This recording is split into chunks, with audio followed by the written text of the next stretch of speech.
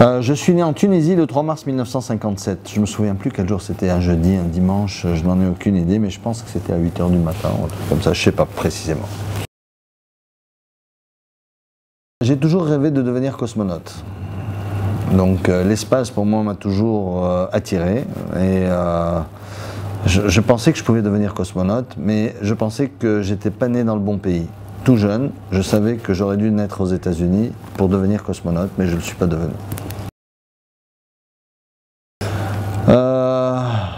J'ai tellement de rêves, je ne sais plus lequel est le bon, mais franchement, à force de m'impliquer en Algérie, mes rêves sont devenus des rêves pour l'Algérie. Alors je ne pourrais pas le dire, mon rêve c'est de voir une Algérie propre, une Algérie où les gens affichent un autre civisme, une Algérie heureuse, une Algérie de bonheur, une Algérie à un urbanisme apaisé, c'est pas un urbanisme sauvage tel qu'on est en train de l'observer, une autre Algérie, une Algérie où il y a moins de jalousie entre les êtres humains, une Algérie pas hypocrite, une Algérie que pour laquelle, disons, tout le monde rêve de venir en Algérie. Actuellement, personne ne rêve de venir chez nous. Je sais pas, réel ou fiction. Je pense que la question est très très difficile. Pourquoi? Parce que au début, un enfant, moi j'ai pas grandi avec mon père. Un enfant, pour tout enfant, le héros c'est le père, de toutes les façons. Mais ensuite, il y a beaucoup de héros qui viennent se greffer, la vie professionnelle, la vie sportive, la vie émotionnelle. Chacun porte en lui des qualités et des défauts que vous admirez. Je parle des qualités, mais parfois aussi des défauts, vous pouvez les admirer. Être capable de dire non de façon brutale à quelqu'un, c'est peut-être un défaut, mais parfois ça sert. Je ne saurais vous dire. Pour moi, mon héros, ça serait un patchwork de beaucoup de qualités et de beaucoup de personnes.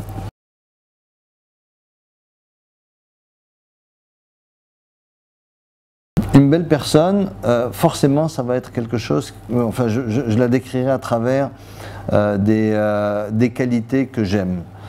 J'aime la sincérité, j'aime les êtres humains qui sont humains, j'aime l'humanisme, j'aime les gens qui respectent la nature humaine, qui respectent la nature.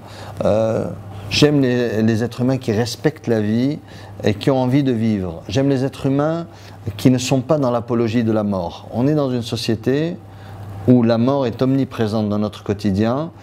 Je le refuse. Et c'est pour ça que quand on parlait de l'Algérie, du rêve, je rêve d'une Algérie qui est en paix avec la mort. C'est terminé, ça suffit. Aujourd'hui, quand vous posez la question à un Algérien, vous lui téléphonez, vous lui dites où tu es, il vous répond 9 fois sur 10, je suis à un enterrement. Et on vit dans les enterrements. On vit dans les enterrements. On vit dans des moments où on va rendre visite aux gens. Donc, pour moi, c'est ça. Une belle personne, c'est celle qui est en paix avec tout ça. On n'est pas dans l'attente de la mort. On est plutôt en train de vivre. On vit pour soi, pour sa famille, pour son pays, pour la société dans laquelle on est. C'est ça une belle personne. Voilà, je sais pas, c'est tellement de choses, une belle personne, et la question est très très difficile. D'ailleurs, on est tout de suite tenté de donner de très beaux qualificatifs à une belle personne. Une belle personne, c'est une personne équilibrée, l'honnêteté est importante, la propreté, l'hygiène, ça fait partie aussi d'une belle personne.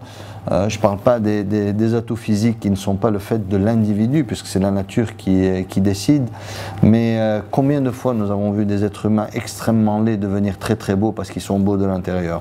Donc voilà, c'est un tout et très très difficile à décrire.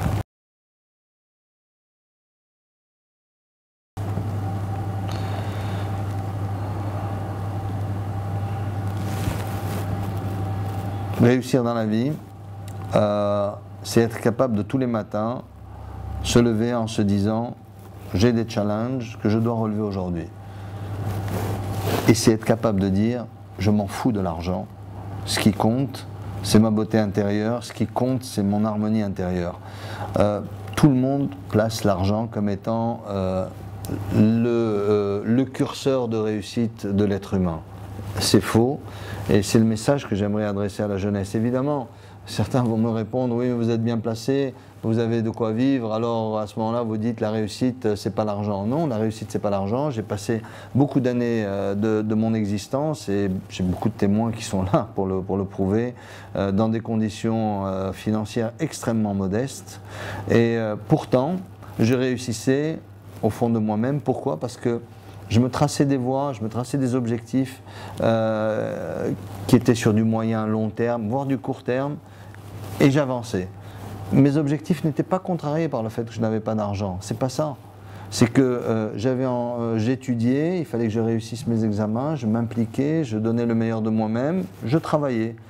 J'étais content, c'était ça pour moi le bonheur, et donc c'était ça pour moi la réussite. Je disais à un ami de fac dernièrement, je lui disais, tu te souviens, on avait rien en poche. On avait moins de 1 euro en poche, des journées on n'avait rien, on n'avait pas de quoi s'acheter, je sais pas moi, un sandwich. Et pourtant on était très bien, on était très heureux. Alors, bon, on continue à l'être, pourquoi? Parce qu'on a gardé cette philosophie. D'autres ne peuvent pas. Parce qu'ils sont vraiment en pleine course pour acquérir des biens. Je n'ai pas envie de tomber dans le discours relatif au matérialisme, c'est pas ça qui me préoccupe, c'est la démarche intérieure. Qu'est-ce qui vous anime? C'est ça la réussite, c'est toujours être animé par une flamme intérieure qui vous dit « va de l'avant ». Aide, donne, partage. L'altruisme fait partie de mes qualités profondes. Tant que je serai altruiste, je dirai j'ai réussi. Et le jour où je fermerai les yeux la dernière fois, il faudrait que je sois très content d'avoir été altruiste durant mon existence, mais en me disant je ne l'ai peut-être pas été suffisamment. Mais c'est une question très très difficile, très difficile. Mais il y a une réponse. Le succès n'est pas, le succès financier n'est absolument pas un indicateur de réussite. Absolument pas.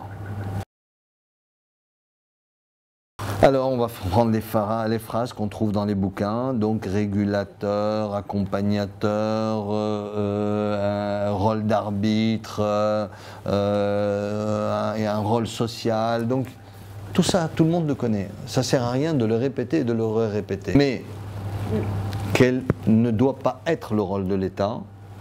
Dans quasiment 95% des activités, l'État ne doit en aucun cas être un acteur économique se substituant aux acteurs économiques privés que nous sommes. Malheureusement, nous sommes dans un pays où l'État n'arrive pas à se défaire de ce rôle d'acteur économique qu'il veut assumer, en plus de vouloir contrôler le devenir des acteurs économiques privés existants, puisque 9 fois sur 10, on voit des décisions prises dans des lois de finances qui ressemblent beaucoup à des décisions de conseil d'administration d'entreprise. Donc en fait, c'est ce que je dis à plusieurs reprises à certains membres du gouvernement quand je m'adressais à eux, mais j'ai une place de libre dans mon conseil d'administration, venez vous asseoir dans mon conseil. Vous prenez des décisions à ma place, vous ne savez même pas quel impact ça a sur mon entreprise ou sur mon secteur d'activité en général. Donc vous êtes un acteur de premier plan, donc vous jouez le rôle d'administrateur. Je peux le comprendre à travers le commissaire aux comptes, mais je ne peux pas le comprendre au niveau stratégique. Vous voyez, donc aujourd'hui l'État algérien ne connaît pas son rôle, ne le comprend pas et ne l'assume pas. Mais par contre, il assume un autre rôle qu'il ne devrait pas assumer.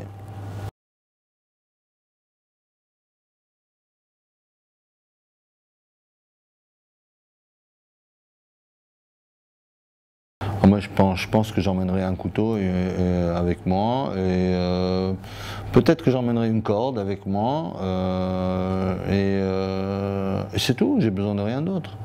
Un couteau pour pouvoir me nourrir, couper des branches, etc. Une corde pour pouvoir attacher des choses, c'est tout. Après tout le reste, c'est ma créativité qui fera le travail.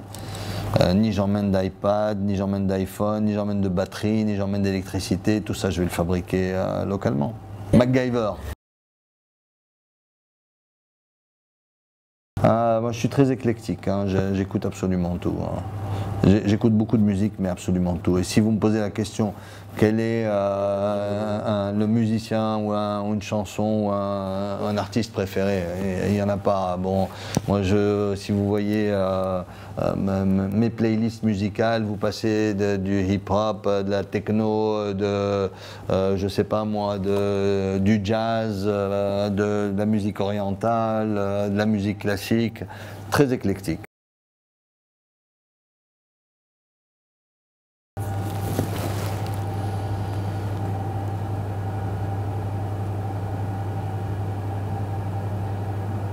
Si je vous le dis, vous ne pourrez pas passer l'émission.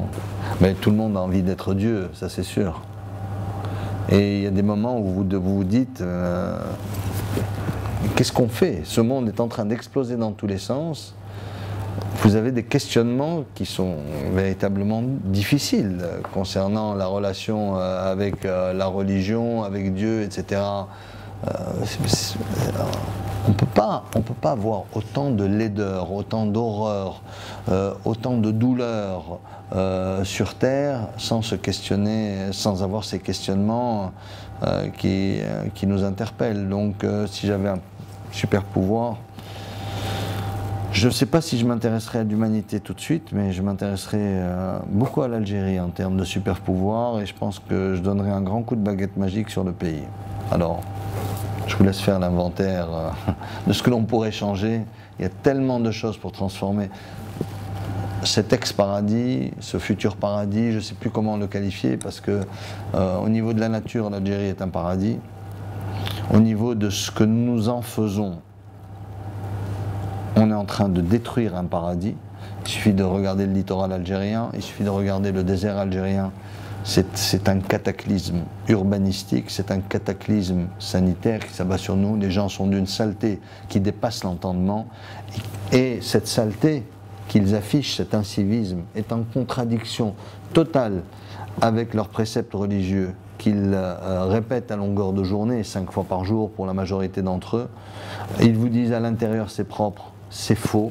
C'est pas aussi propre à l'intérieur. Je m'inscris en faux contre cette espèce je sais pas moi, de croyance populaire que nous sommes très propres à l'intérieur de nos maisons et à l'extérieur. Non, il suffit de, vous savez, poser la question suivante. Allez dans n'importe quel quartier d'Alger. Regardez une grande maison. Combien de chambres vous avez, monsieur? Il va vous répondre 14 chambres à coucher. Combien de cabinets de toilette vous avez, monsieur? 9 fois sur 10, c'est un cabinet de toilette et une salle de bain. Et où sont-ils? À l'entrée de la maison, 9 fois sur 10. Donc, vous voyez un peu, déjà, on annonce la couleur. Moi je trouve que on a beaucoup de progrès à faire. Je trouve que l'État rate sa mission de communication et son engagement à travers les médias. Les médias sont consacrés à d'autres fins que celles d'éduquer le peuple, malheureusement pour nous. Même les petits feuilletons qui passent, vous savez, des petites séquences courtes qui sont utilisées dans le monde entier pour éduquer et passer des messages forts au peuple. L'État, visiblement, n'a pas jugé bon de les utiliser pour éduquer et passer. Alors, on passe notre temps à nous passer des films sur le monde arabo-musulman il y a 14 siècles, avec des types barbus comme ça, physiquement horribles, physiquement pas beaux, avec des expressions qui ne correspondent pas du tout à notre quotidien, des histoires qui ne nous intéressent plus et qui n'intéressent plus la jeunesse. On est en train, franchement, de maintenir le peuple dans un état quasi primaire, et la régression qui est en train d'être observée dans la société algérienne est le fruit de ce non-travail d'éducation, de civisme des pouvoirs publics. Je ne sais pas, c'est pas une question de taper exclusivement sur les pouvoirs publics, on a tous une part de responsabilité. Au sein de cette entreprise, on fait cet exercice de communication, d'apprentissage, etc. Je peux vous dire c'est très dur, pourquoi? Parce qu'en sortant de cet îlot qu'est cette entreprise, ils sont face à la réalité et des messages qui sont différents. des messages, tu t'en fous, jette la poubelle, l'État va venir passer, tu t'en fous d'être sale, de toutes les façons, il vaut mieux avoir l'air sale, parce que quand il y a l'air propre, tu dénotes dans la société algérienne. Donc tout ça, c'est des questions qu'il va falloir traiter. Regardez les villages, tous les maires s'improvisent en urbanistes, architectes, ils font des horreurs, ils détruisent de beaux petits villages qui étaient faits, les couleurs. Quelle est la couleur dominante des maisons algériennes? C'est le marron, voire même le noir dans certains quartiers. Comment est-ce qu'on peut penser qu'un maire continue à autoriser qu'une ville soit peinte en marron? C'est d'une laideur à crever, je sais pas, ça porte l'angoisse. À la limite, s'ils se mettent à peindre en blanc les maisons, toutes ces horreurs qui ont été construites, ça va être un tout petit peu maquillé, et puis même les gens en sortant vont voir des couleurs qui sont beaucoup plus éclatantes, beaucoup plus vivantes, et qui portent à nouveau le fameux message de la vie et pas le message de la mort, qui est omniprésent dans la société algérienne. Regardez le moindre accident de voiture, il y a 3 millions de voitures qui s'arrêtent pour regarder le mort, pas pour aider. Hein. C'est parce que c'est fascinant, la mort fascine ici.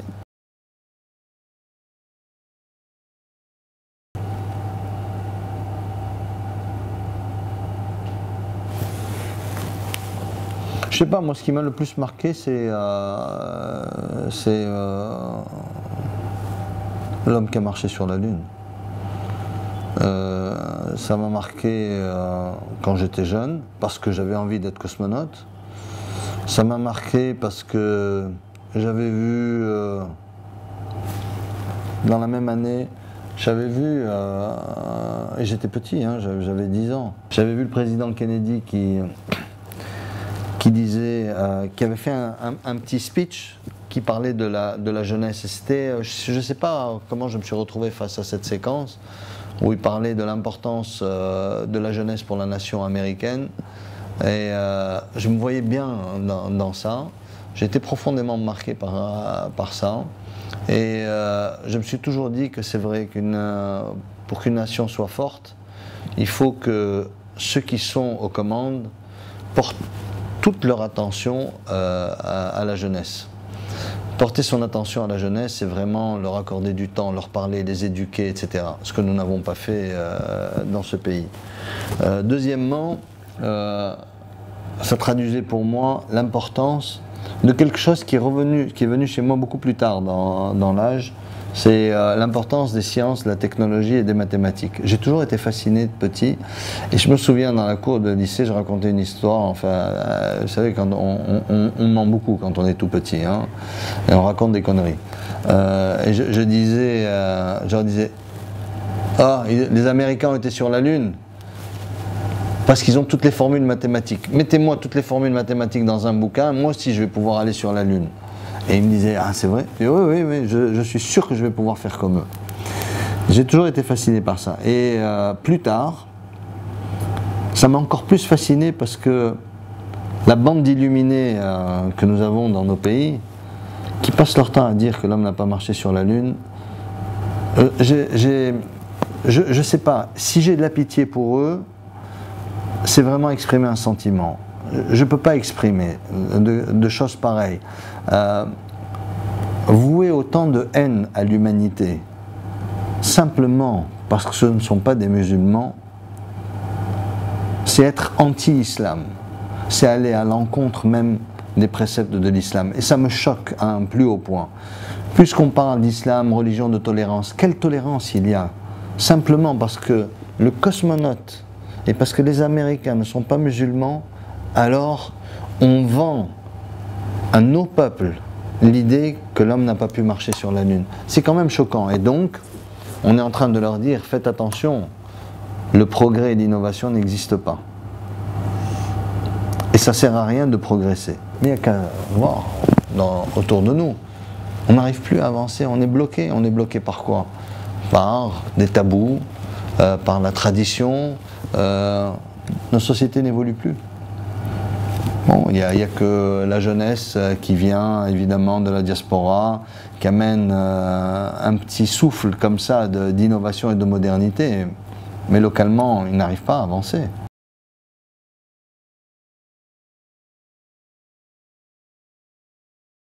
Moi j'étais cancre à l'école, donc il dirait tiens c'est drôle, le cancre a réussi. Mais réussi de son point de vue, parce que je suis à la tête d'une entreprise. Mais il ne sait pas si j'ai réussi réellement ou non selon mon point de vue. Moi, je trouve que je n'ai pas encore réussi, ma mission est encore longue. J'espère que j'aurai suffisamment de temps pour pouvoir réaliser encore mes objectifs que je m'assigne tous les matins en me réveillant. L'autostimulation dans la vie est fondamentale. Alors, est-ce que ça s'apprend ou est-ce que c'est inné? Je n'ai jamais pu répondre à cette question. Moi, je sais que quand je me réveille le matin, depuis jeune, personne n'a eu le besoin de me dire voilà ce que tu vas faire aujourd'hui. J'ai toujours fait seul, j'ai toujours pris des décisions seul sur ce que je devais faire. C'est très bien, hein, même quand j'ai décidé de me marier dans la vie, j'ai décidé tout seul, j'ai posé la question à personne. Mais je vois dans mon quotidien beaucoup de personnes, que ce soit dans mon entreprise ou en dehors, à qui il faut tout le temps répéter, il faut tout le temps dire fais ça, n'oublie pas de faire ça, fais ça. Vous savez, même mes enfants, par moments, je me surprends à leur dire fais ça, est-ce que tu as fait ça? Après le lendemain, je les rappelle, mais tu devais faire ça hier, est-ce que tu l'as fait? Non, j'ai oublié. Ça, j'arrive pas à comprendre. J'arrive pas à comprendre que des gens puissent être dans cette logique-là.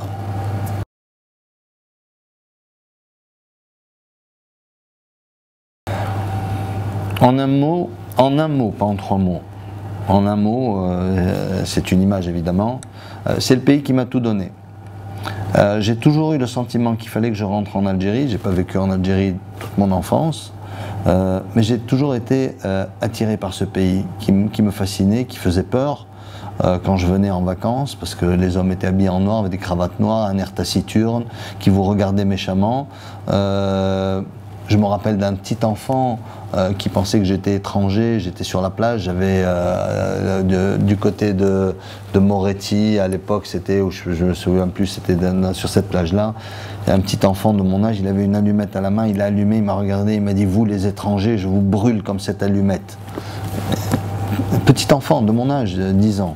Donc j'étais fasciné, j'avais une peur, mais d'un autre côté, j'ai été aimanté par ce pays parce que, bon, j'avais un intérêt parce que ma famille était là, mon père était là, mais j'ai toujours eu le sentiment que mon destin était ici. J'ai pas eu besoin de me forcer. Je suis arrivé ici en 91. Si vous dites à quelqu'un va en Algérie en 91, vers mi-91, fin 91, vous êtes fou. Mais je suis arrivé ici, il y avait des troubles terribles, etc. Mais j'ai continué à avancer. Donc l'Algérie m'a vraiment tout donné. Et je pense que pour moi, continuer à donner beaucoup à l'Algérie, j'en parle parfois avec mon épouse, avec mes amis, etc. Parce que par moments, il y a des gens qui me disent « Mais Sim, tu es trop engagé.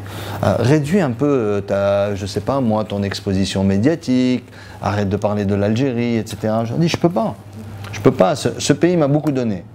Je dois lui rendre beaucoup parce que vraiment, sincèrement, c'est un pays qui m'a absolument tout donné. Je vous disais, je vivais dans des conditions qui étaient relativement modestes, mais j'étais pas fils de riche quand j'étais petit.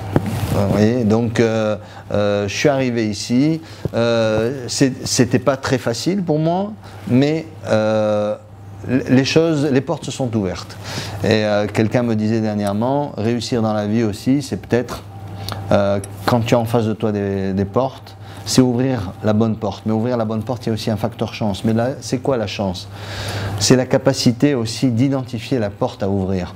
Donc, c'est quoi? C'est l'instinct, c'est aussi les aptitudes, c'est aussi la vitesse à laquelle on décide. Il y a des gens qui mettent des mois, des années à décider, alors que bon, moi, je recommanderais plutôt de prendre une décision. Vite, mais au moins c'est pris. Donc voilà, encore une fois, l'Algérie, pour moi c'est tout. Même mes amis d'enfance me disent « Mais attends Steve, tu as vécu la moitié de ta vie en Tunisie, quasiment, et la moitié de ta vie en Algérie, et tu dis l'Algérie c'est tout. Tu n'aimes pas la Tunisie? Si, j'aime la Tunisie. C'est un pays qui m'a aussi beaucoup donné, en termes de valeurs, en termes d'amitié, en termes de compréhension, de découverte de ce qu'est le beau. Vraiment, j'ai vécu dans un pays où beaucoup de choses étaient très belles, la lumière était belle, même l'architecture dans le monde rural basique était belle. C'est blanc, c'est bleu, c'est simple, il n'y a rien de compliqué. Voilà, donc chaque passage, chaque moment de ma vie a été pour moi important. J'ai vécu au Canada, j'ai aussi beaucoup d'amour pour le Canada, pour d'autres raisons qui sont différentes de celles de la Tunisie et de l'Algérie. Et puis voilà, la particularité de l'Algérie, je vais vous la simplifier. J'ai toujours trouvé que l'être humain trouvait beaucoup de confort dans l'anarchie. C'est un pays où le comportement des êtres humains est complètement anarchique. Donc forcément, les gens sont fascinés par cette anarchie qu'il y a ici. C'est un pays écorché vif en permanence, mais qui entretient cela. Et qui n'a pas su sortir de ce schéma de pays écorché, de population écorchée, dans la souffrance, dans la douleur. Il n'y a qu'à regarder la majorité des peintres algériens. Le plus grand qui est ici, c'est un écorché vif, c'est de la douleur. Les autres ont copié, c'est toujours des expressions de femmes tristes, déchirées, etc. Bon, il faut sortir de ce schéma-là. Encore une fois, et je le répète pour la troisième fois, il faut sortir du schéma du pays qui est le pays de l'apologie de la mort et de la douleur. Ça suffit, on est le pays de la vie et il faut qu'on devienne le pays de la vie, de la joie de vivre, de la gaieté. Il n'y a pas de carnaval en Algérie. Hein. J'ai toujours été intrigué. Pourquoi tu veux voiler ta femme, tu veux que ta femme se voile ou la femme a envie de se voiler, peu importe, c'est un choix. Ok, bon, d'accord, on ne va pas contester le choix. Mais pourquoi doivent être voilées en noir? Pourquoi est-ce qu'elle doit être voilée en noir? Pourquoi ce noir? Non mais c'est pas l'Arabie Saoudite. Le noir, c'est l'expression du deuil. Le deuil de quoi? Le deuil de la mort du prophète ou le deuil de la mort du frère du prophète? Donc de quel côté on est? Il n'y a pas de deuil pour le prophète. Le prophète n'a jamais demandé à ce que la terre entière soit endeuillée pour sa mort et sa disparition. Donc il y a quelque chose qui ne va pas. Le schéma est faux, il faut le comprendre définitivement. L'Algérie doit s'ouvrir au monde, elle ne peut pas continuer une société à évoluer en société complètement fermée sur elle-même, c'est pas possible.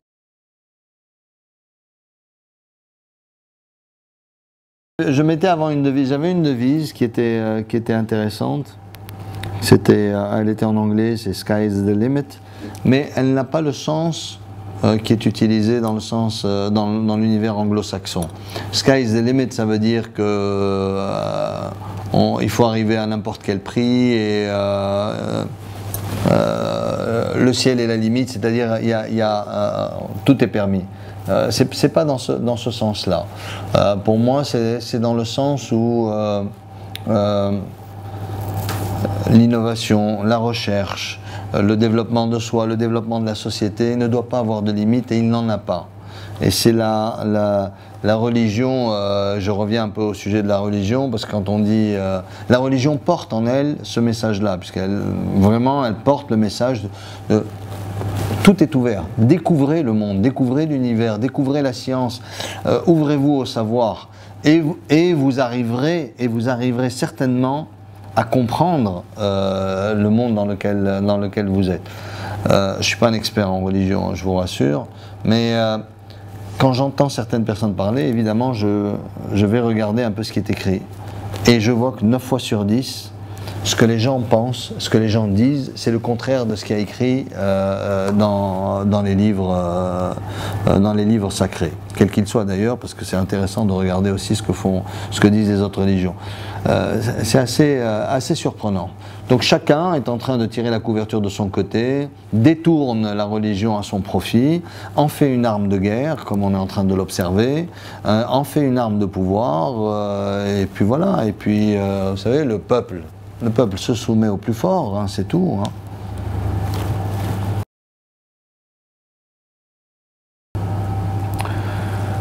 Hier soir, j'ai eu une discussion avec ma fille, une amie à elle.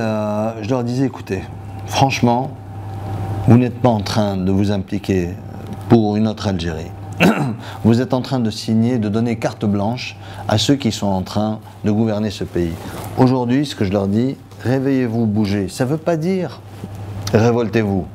Ça ne veut pas dire sortir dans la rue et tout casser. Ça veut dire écrivez beaucoup. Ça veut dire interpeller beaucoup. Ça veut dire engagez-vous dans la société civile, dans des associations, impliquez-vous, montrez votre présence, affichez votre détermination et chaque fois que vous en avez l'occasion, passez le message à ceux qui sont aux commandes actuellement parce que vous n'êtes pas écoutés, vous n'êtes pas entendus et parce que vous ne faites pas l'effort de le faire. Moi je ne comprends pas, il n'y a pas eu, à ce jour, il n'y a pas une seule pétition de la jeunesse algérienne à l'attention du président de la République pour lui dire écoutez, nous sommes la jeunesse algérienne, on ne veut pas détruire notre pays, on ne veut pas casser notre pays, mais on veut une autre Algérie. Et vous la décrivez, et vous lui écrivez, et vous signez 1 million, 2 millions de jeunes. Mettez une pétition comme ça, vous réussirez. Peut-être qu'à ce moment-là, ils écouteront et ils comprendront quelles sont vos attentes, parce qu'actuellement, ils ne les comprennent pas.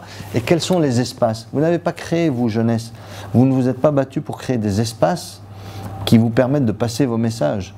Le mouvement associatif est soi-disant accepté, mais quand on voit la procédure qu'ils ont mis en place pour créer une association, évidemment, c'est complexe. L'argument sécuritaire, l'argument des associations islamistes, il tient plus ou moins la route. Pourquoi?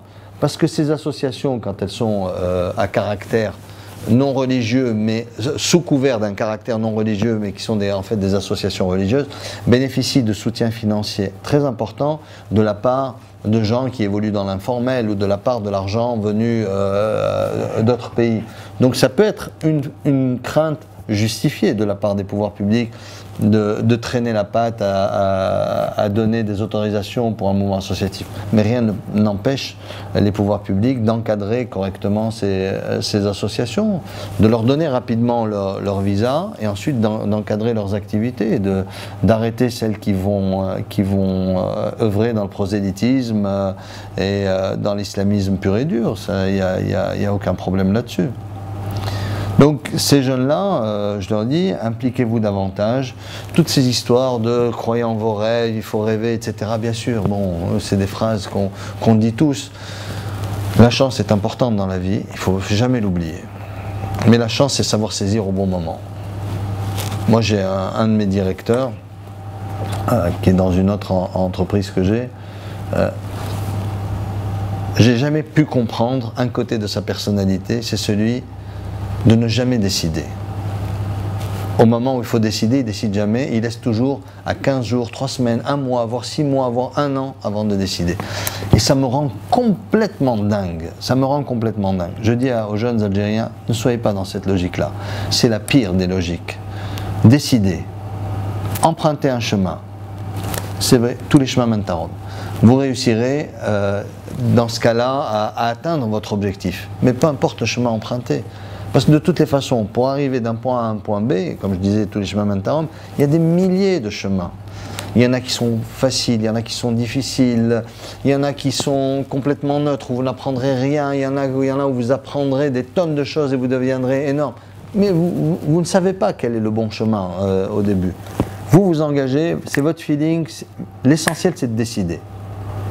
Plus vous déciderez, vite, et plus vous réussirez vite, au sens où la jeunesse l'entend.